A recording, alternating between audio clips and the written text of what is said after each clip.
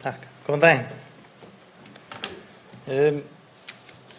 Takk hérlega fyrir frábær orð, góður inngangur að þessu samtali og halló Akureyri. Ég byrja alltaf á að kynna sjálfa mig, sko. Ég heiti Haukur Hilmarsson, ráðgjafi fjármálameðferð eða fjármálahegðun. Og það kemur náttúrulega ekki að góðu, ég fáviti í fjármálum, kann ekki að nota peninga og komst að því að bókhald skiptir raun engu máli. Það hvernig við högum okkur í fjármálum sem kemur okkur á okkur nákvæmlega stað fjárhagslega. Þetta eitthvað sem ég búin að stúdera í mörg ára, halda fyrirlestra með heimasíðu og annað. Og þetta barnið mitt að pæla í hvernig fólk haga sér í fjármálum. Þannig að þegar þessi hugmynd kom fyrst upp borgaralaun, þá kveikti ég bara heyrðu, hvað þetta? Ég er búin að fylgjast með þessu nokkra ára, en þetta er orðið nokkra ára gömul hugmynd. Hún er búin að fá að þróast hjá mér og þessar glærur og þetta sem ég er að tala í raun og vera sem vaknaði fyrst þegar ég heyrði borgaralaun og sá frumvarpið sem Píratar lögðu fram fyrst. Sem er reyndar lítið breytt, eða bara óbreytt, held ég, þriðja sinn. Fimmta sinn. Já, eins, já. En það sem sagt allir fá sömu upphæð greidda frá ríkinu og það stöðu sinni í samfélaginu og þar með geti eldra og bara mjög flókið almannatryggingakerfi verið lagt niður sem mér fannst mjög frábær hugmynd. Því að ég veit ekki neitt flóknar á Íslandi en kerfi hjá TR. Fólk getur minnkað við sér vinnu, barnafólk, eldri borgarar eiga kost á að fara í nám, því að þetta kemur í staðinn fyrir námslán og allir fengju launahækkun. Það var svo flott pæling. Enginn þurfti að uppfylla skilyrði til þess eins að fá grunnframfærslu, en í dag eru til varu mörg skilyrði fyrir að fá atvinnuleysisbætur, fjárhagsaðstoð sveitarfélaga, endurhæfingarlífeyri og örorku. Eins og segi, mjög flókið kerfi og miklar skerðingar sem er mjög slæmt fyrir fólk sem er að reyna að vinna sig upp í samfélaginu.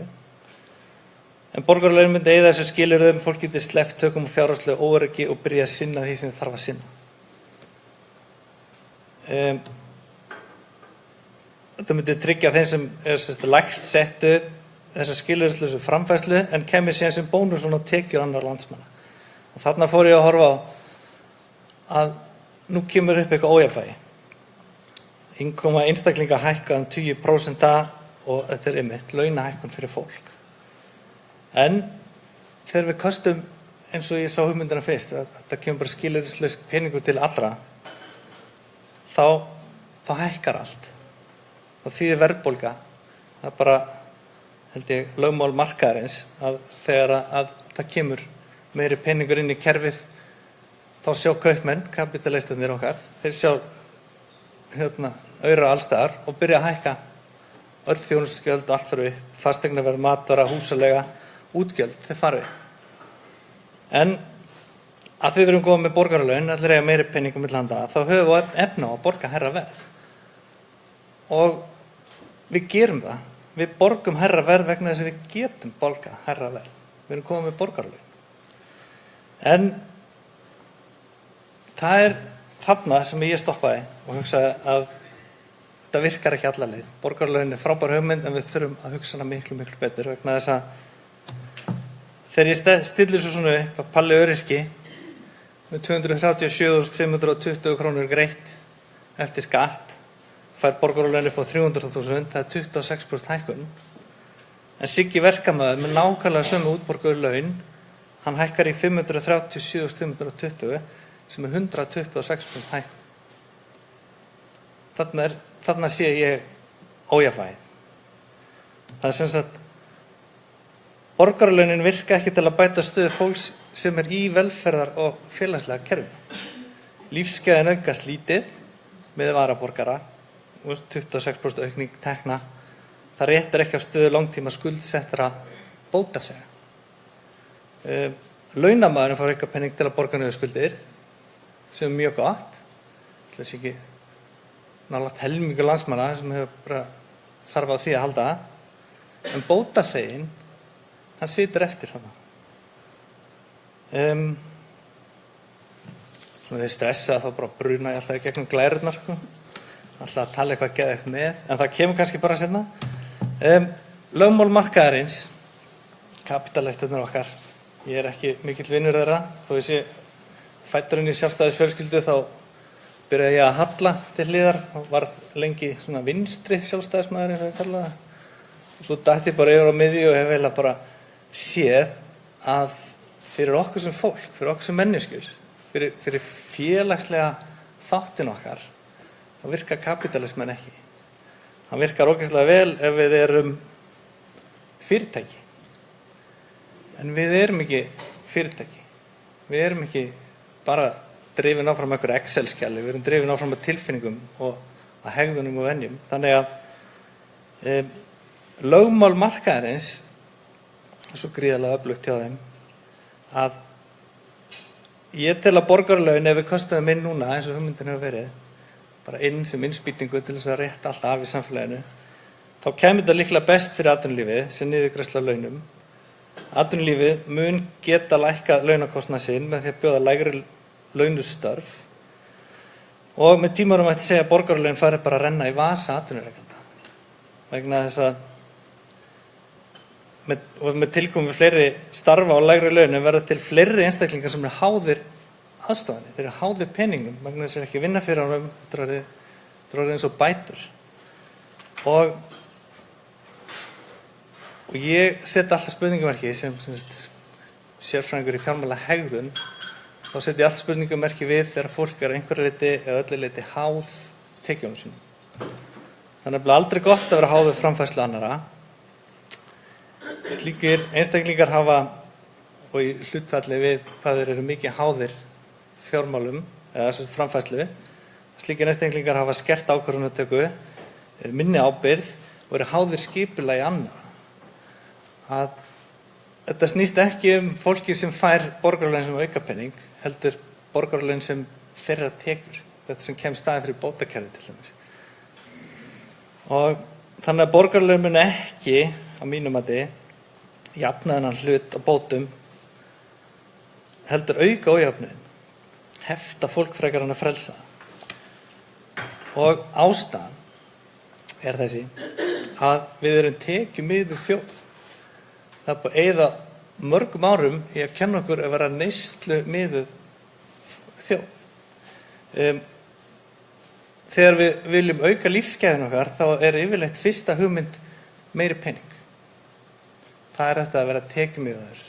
Meiri peningur, meiri lífsgæði. Það er hugmyndin. Og við til dæmis förum í verkfall til að hækka laun. Og við tökum neyslulán, tökum smálán, köpum bíla á smálánum. Það er nýjast sem ég var að heyra. Smálánafyrirtæki, ég vinn sem ráðgjafi starfsendurhæfingu og krakkarnir séu með að þau voru að sýna mér SMS-in sem að smálánafyrirtækin senda. Og þau senda ekki á fjárhagsáhyggjur, láttu hraðpeninga hjálpa þér eða eitthvað svoleiðis. Það er verið að brenna inn í okkur þessa hegðun að grípa tekjur.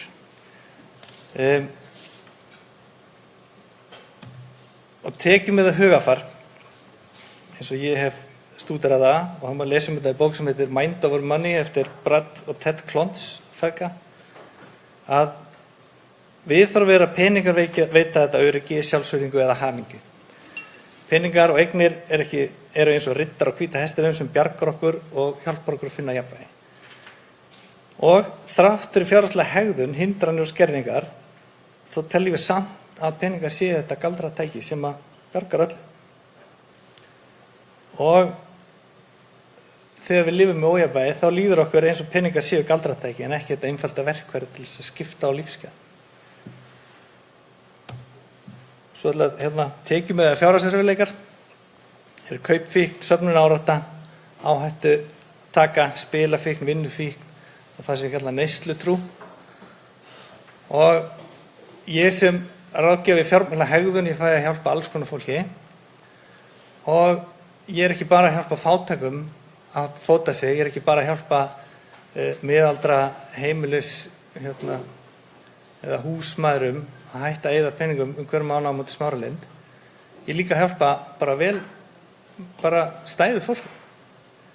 Og ég vitna oft í Andrew Sawyer sem er prófessor í félagsvísindum að ríkasta fólkið hérna, sem mun eiga 50% öllum auðnum eftir einhver ár, þau eru í tekjumiðuðum fjárhagsörðugleikum. Þau eru með fjármálaröskun, sem ég kalla það. Þau eru með söfnunaráráttu.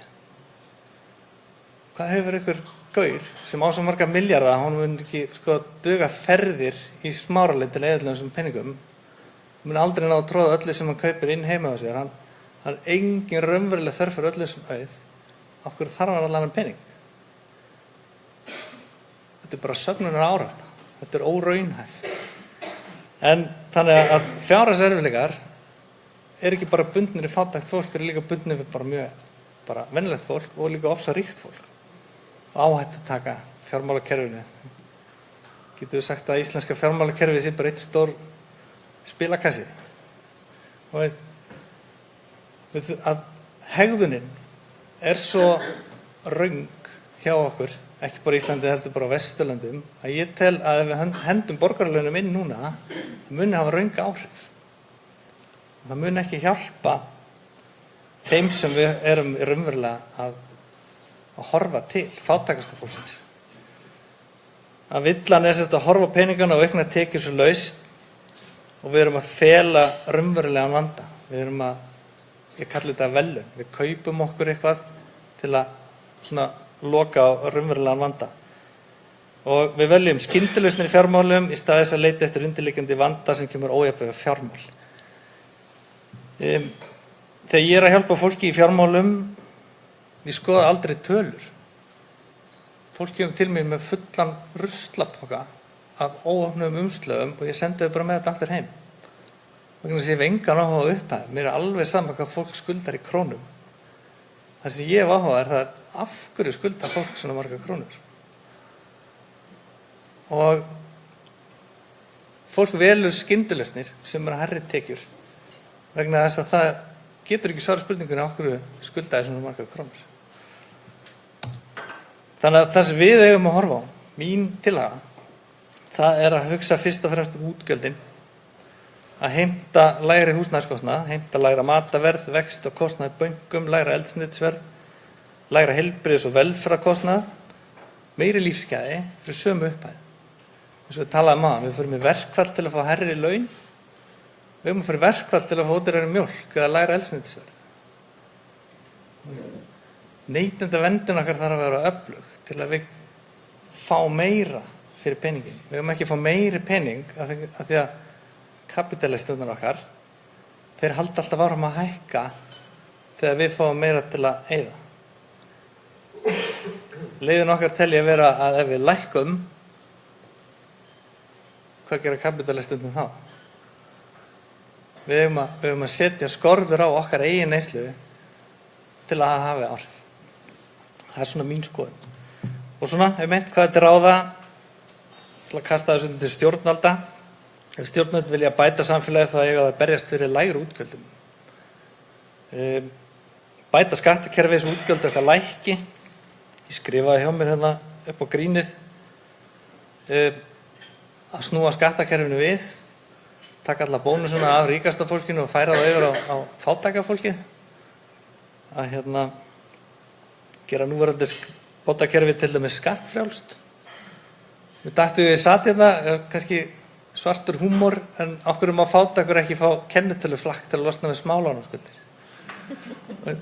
Einhverjum svona að horfa á þetta hinum megin frá, vera svona djörf á að spyrja af hverju eru við sér stöðu. Og svona það sem við alltaf verðum að tala að taka bara hreinlega út tekjumörk, öryrkja og lífeyris þegar svo geti tekið virka þátt í atvinnulífinu og setja verslun og þjónustu skorður, þrýsta á að lækka verð. Þannig að svona mín sýn að borgaralaun henta ekki til að útrýma fátækt í bótakerfinu.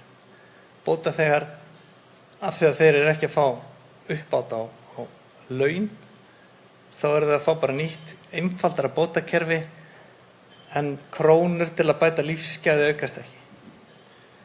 Þannig eykur það ójafnvægi milli launþega og bótaþega. Og borgaralaun munu þrýsta upp verðlagi vegna þess að stærsti hluti Íslendinga brunar í Smáralind eða eignast auka penning.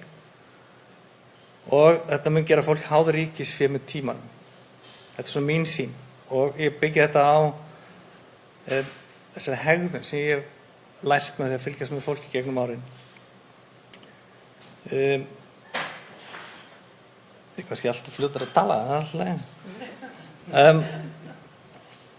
Landsmenn almennt eru þá sem ekki tilbúin fyrir borgaralaun. Hegðunin er bara ekki rétt. Ef við værum meiri þjóðverjar og nískari svolítið, eða eins og frakkar að dæla skít yfir þinghúsið ef að þinginu dettur í hug að pæla í því að breyta einhverjum lögum um matarverð, það myndi hafa áhrif. Að þið var að tala um að lækka útgjöld, það er leiðin. Fátækasta fólki kann það. Fátækasta fólki kann að lifa á litlu. Það kann að sortera.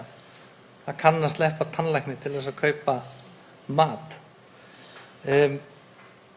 En samfélagið, það er ekkert endilega að styðja við fátækafólki. Eins og ég horfa á það. Fátækir einstaklingar, þeir hafa bara einn kost á Íslandi, það er að lifa millistéttarlífi. Þau þurfa að fara í sömu verslanir, þau þurfa að kaupa og leigja sömu húsnæði, þau þurfa að hafa sömu vexti í bönkum, þau þurfa að fara í gegnum sömu leiðir gegnum velferðarkerfið. Það er allt með við þar sem megin hluti landsmanna getur. Það er ekki verið að horfa það sem að fátækast fólk getur. Ég með eina hugmynd, það er að vera með svona second hand food store. Það er að Bónus og Netto og Hagkaup í staðan fyrir að henda öllu draslinu sínu þegar það verður er að renna út á dag, að eiga bara svona verslun bara neðar í götunni sem heitir second hand food store og við getum bara farið þangað og keypt ost sem er alveg að fara að deyja. Eða paprikur sem er pínlítið krubbaðar. Eða hakk sem að lifi bara heim ef ég lofa að elda það strax. Vegna þess að ef við skoðum hegðun,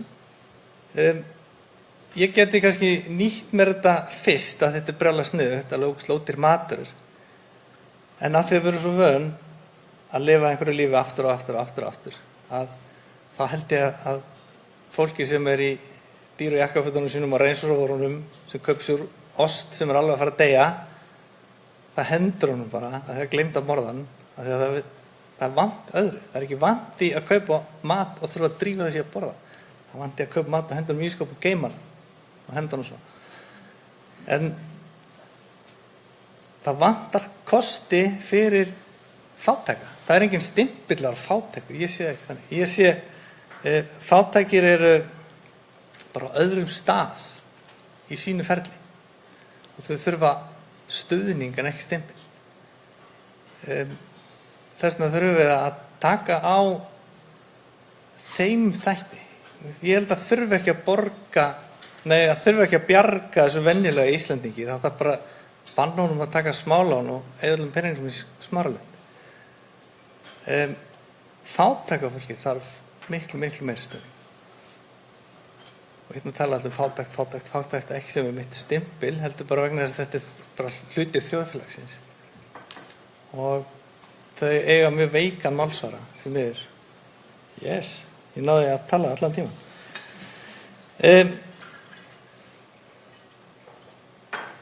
Ég ætla að enda hérna bara á einmitt. Ég ætla bara að vitna hérna í Andrew Sawyer. En hann sagði hérna í bók sem ég er að lesa sem heitir Why We Can't Afford the Rich. Hann segir, við höfum ekki efni á ríkasta fólkinu. Þau eru byrðið á samfélaginu. Þau eru að taka til sín allan peningi. Og ég held að í staðan fyrir borgaralaun þá verðum við að finna leiðir til að velta peningnum í hin áttina. Að það sé jafnvægi. Vegna þess að það skaðar ekki samfélagið að fátækur einstaklingur sé skattfrjáls. Það er jöfnuður. Þannig að þetta er svona mín pæling. Og ég er bara mjög ánægður og þakklátur fyrir þennan fund og þetta samtal að við séum að skoða leiðir til að bæta samfélagið. Ég er ekki endilega viss að borgaralaun hjálpi þeim sem mest þurfa á aðstofan að halda, en þetta er pottþétt nauðsynlegt samtal. Takk fyrir mig.